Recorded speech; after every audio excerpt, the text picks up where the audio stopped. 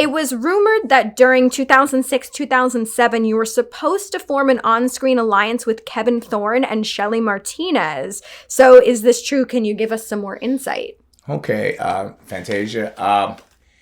Yes, I'm glad you remember the years. I can't remember the years, but it was the ECW brand that they were coming out with. So they had recently let me go. Like they hired me like a year prior to that. I was there 8 months.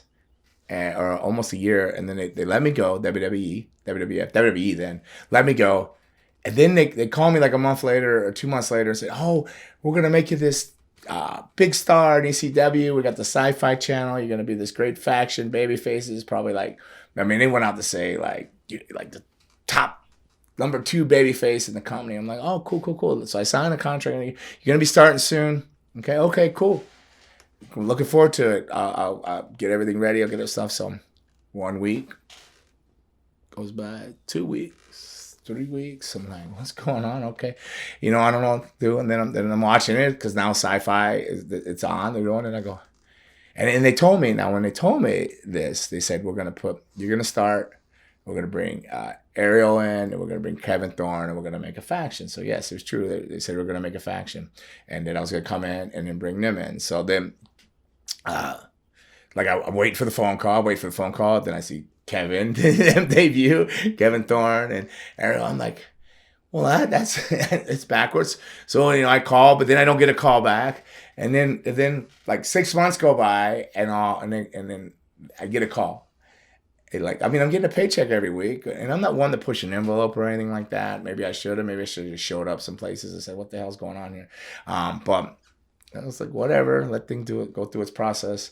I get a call, and it's Johnny Ace. He goes, Dave, well, it never really got going, this whole vampire thing. And I go, hey, no offense to them, but if you'd have done it the other way around, it would have got going because it was established. So whatever reasons, I just basically wasn't mad or anything because I want to wrestle no matter what. I love wrestling, and I was just like, can I get a quick release? Because I'll just go back to Europe because I was going to Europe, and I'm gonna be honest, and I don't mean to sound cheeky or vain about this or anything.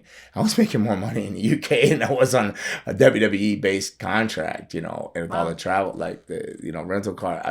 UK was tremendous. I was wrestling. I would do 3 months, come home and do 3 months. So I would go like late January, February, March into April, come home, have the summer, and then I'd go back the end of September, October until November, almost December, and I'd come home and I was working 6-7 days a week, sometimes twice a day, and at that time too, so say you had 200 pounds, so they gave you 200 pounds. That would at that time was like $400 US.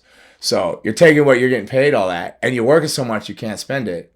You're like, oh my gosh, you're almost scared how to bring money home because it was like I was just slaying it. And I'm gonna tell you this about between wrestling. All right, you have wrestling here in the States. You have wrestling in England and UK. Everybody that are friends with in the UK, I still talk to this day through WhatsApp. They're truly, genuinely your friends. We're here, life moves on, everybody moves on. Everybody's boom, boom, boom. Those guys different. So I love it over there. Love it. I bummed that I didn't get to go over because of this pandemic, because I usually still go in October. I weaned down. I couldn't do the 6 months a year, obviously, and then Susan, like, I don't think she's gonna have me going for even 3 months. Like, so it went from like 3 months to like almost 2 to like I would still do a month. I'd go do a month, and I truly miss my UK visits and stuff like that. But yes, it was true. It was supposed to be a faction, and it never really got going. Don't know what happened. I guess one day I'll be riddled that answer. I don't know, but everything happens for a reason, and I was super happy to get back over to UK. And I still tag, just for the record, I tag with Kevin Thorn all over the place now. So we are a tag team now, here and there. And I'm gonna tell you, Kevin, no offense, I love you, buddy, 7, but I'd rather tag with you than work it because you beat me to death all the time. This guy, you ever seen Kevin? You met Kevin? No, I haven't met him. But No. dude's like it's an illusion because they had him with like take or different things, but he's 6'4" easy, 6'5" maybe, 300. Like his hands are like big as he should. Like his hands are like this, you know.